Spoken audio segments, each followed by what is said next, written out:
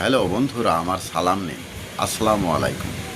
আশা করি আপনারা সবাই ভালো আছেন ইনশাল্লাহ, এবং আমার প্রত্যাশাও তাই। সেই সাথে আমার প্রীতি ও শুভেচ্ছা নিন।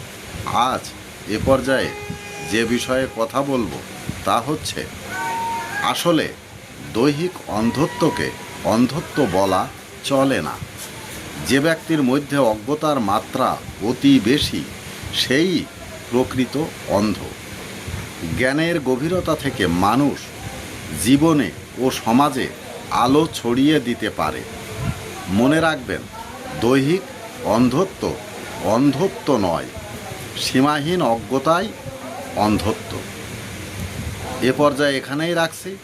ততক্ষণ পর্যন্ত সবাই ভালো থাকুন, সুস্থ থাকুন এবং নিরাপদে থাকুন। শুভ কামনা নিরন্তর সবার জন্য সবসময়।